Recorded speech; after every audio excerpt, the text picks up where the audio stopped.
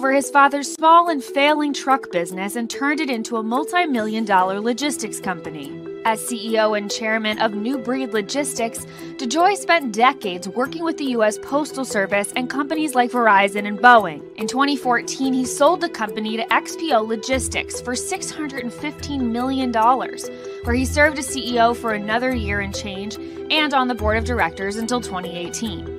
He and his wife have significant financial ties to companies that contract with or compete with the U.S. Postal Service, such as the shipping company UPS and the trucking company J.B. Hunt, according to filings with the Office of Government Ethics. And while federal records show DeJoy divested his stock in UPS before becoming Postmaster General, he still owns a large equity stake in his old employer XPO Logistics, also a Postal Service contractor. Now, these internal documents were obtained under court order by the government watchdog group Citizens for Responsibility and Ethics in Washington, also known as CREW. Now, here's one example. In August 2020, J.P. Morgan Chase said it held talks with the Postal Service several months before about installing ATMs in post offices. At the time of those talks, DeJoy's financial interests in J.P. Morgan Chase was more than $15,000. They also show that DeJoy had conflicts of interest relating to the company where he served as a chief executive, XPO Logistics, a company that later received a $120 million contract from the Postal Service. The U.S. Postal Service maintains DeJoy acted in compliance with ethics regulations, saying in a statement, quote, "When and how he divested reflects the process he was instructed to follow by the Postal Service Ethics Office in compliance with federal ethics regulations." Now, some documents obtained by the New York Times shows that Louis DeJoy has, in fact, used his position as Postmaster General to engage in what appears to be self-dealing. The United States Postal Service has paid about $286 million over the past 7 years to XPO Logistics, the former employer of Postmaster General Louis DeJoy. He still holds at least $30 million to, by the way, $75 million in stakes in the company, which has ramped up its business with the Postal Service since he took the helm at the agency. The Times also reports the documents also show a surge in revenue for XPO from the Postal Service since Mr. DeJoy took over. The Postal Service paid XPO Logistics and its subsidiaries about $14 million over just 10 weeks in 2020, compared with $3.4 million during the same time frame in 2019 and $4.7 million in 2018. Now, controversially, his companies still hold active service contracts with the United States Postal Service. I mean, the fact that that's even allowed is insane. Obviously, this creates a situation where self-dealing can happen. And if you're wondering how much longer Louis DeJoy intends on staying in the role of Postmaster General, well, he made clear in February of this year that he doesn't plan on going anywhere. How much longer are you planning to stay? A long time. Get used to me. I had to take a breather. I had to take a minute and let those videos that you just saw, I had to let them sink in, because I'm irritated. Pissed off is an understatement, but you know, just overall sad at the continued disrespect and the open disrespect and the open decline of where us at the United States Postal Service, where we are right now. And something needs to be done about that, right? I don't know what it is. I don't know what it's going to take, but I'm going to, for whatever it's worth, go on the record and say that the Postmaster General, Louis DeJoy, must go, because he is single-handedly hurting us. He is single-handedly killing us with the side deals and everything that he's doing. He is single-handedly destroying the United States Postal Service. And like I said, I don't know what needs to happen, but something needs to get done. Now, just a couple talking points here, some stuff that I wrote down. Just gonna echo the same sentiments from the videos that you just saw. 615 million. He sold New Breed Logistics in 2014. Okay, that's all good and well, but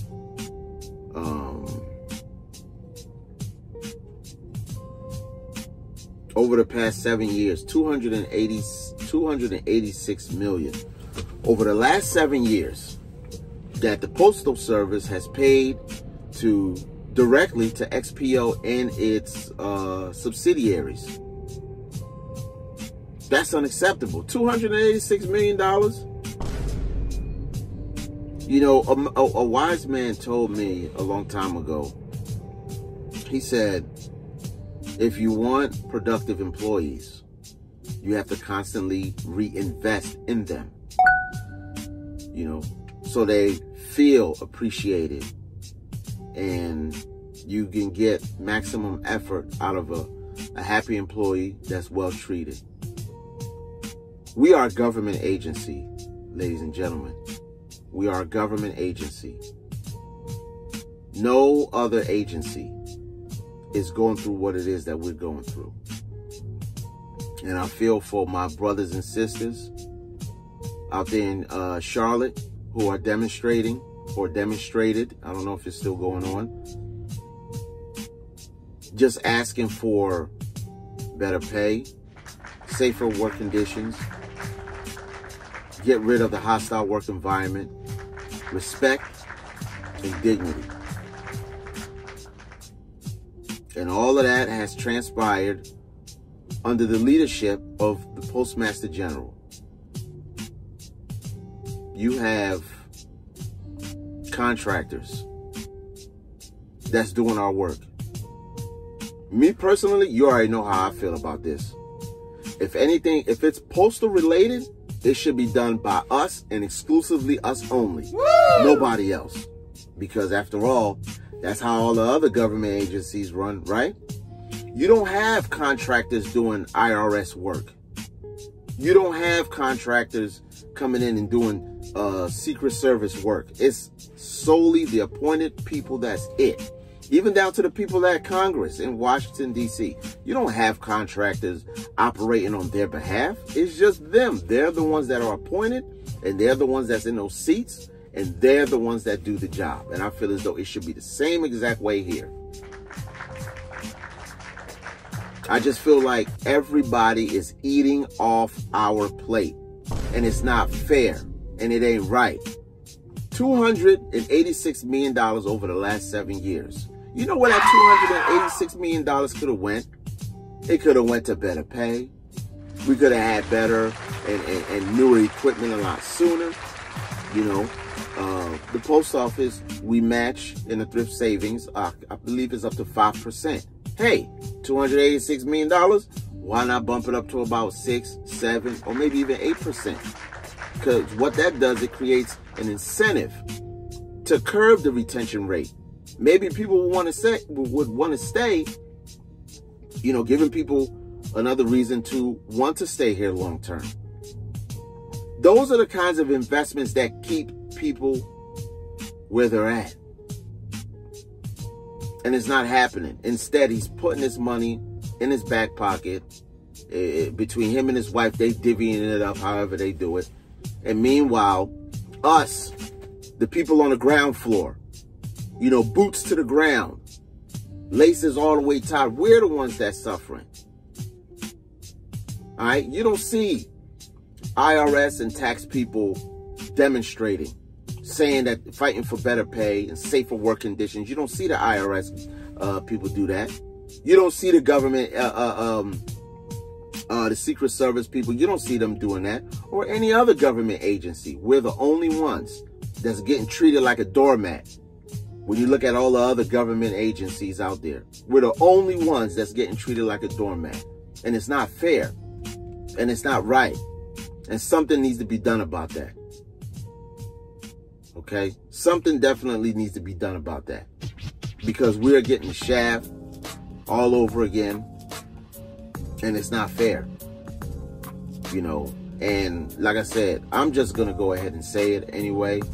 And hey, y'all can argue in the comments if you want to. But that man's got to go. He's got to go. That 10-year plan is trash and slow leak. It's like it's almost like a slow leak.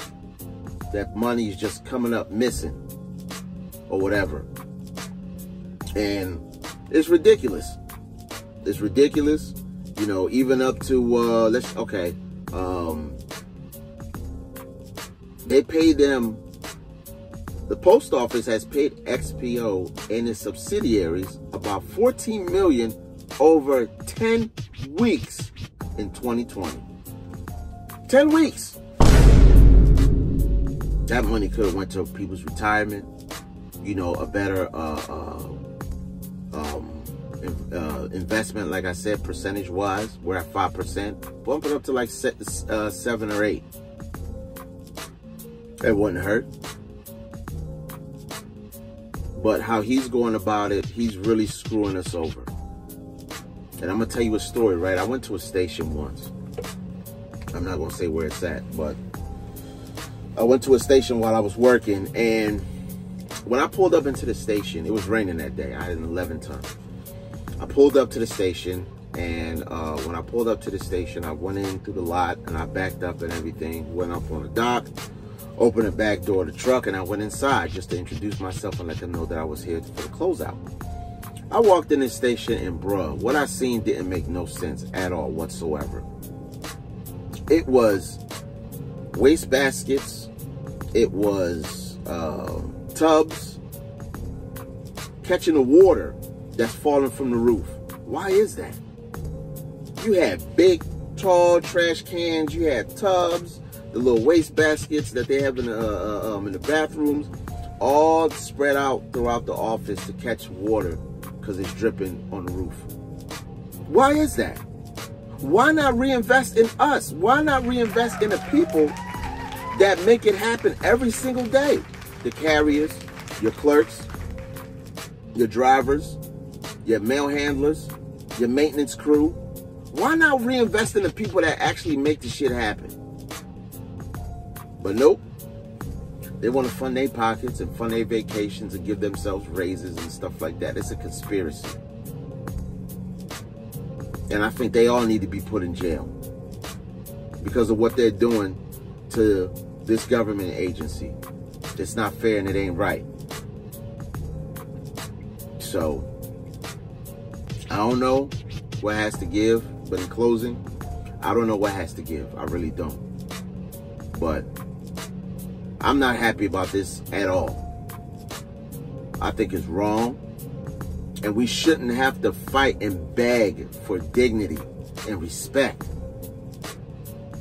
Safer working conditions and all of that. We shouldn't have to do that.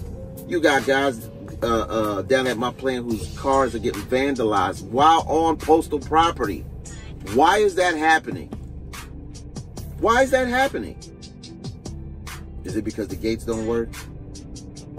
Maybe the cameras out there in the parking lot don't work. I don't know. You take a guess. You might be right. But enough is enough already. Enough is enough already. It really is. Everybody is eating off our plate. And that's not right, because guess what? All the other government agencies, they straight. You don't got contractors trying to come in and do IRS work.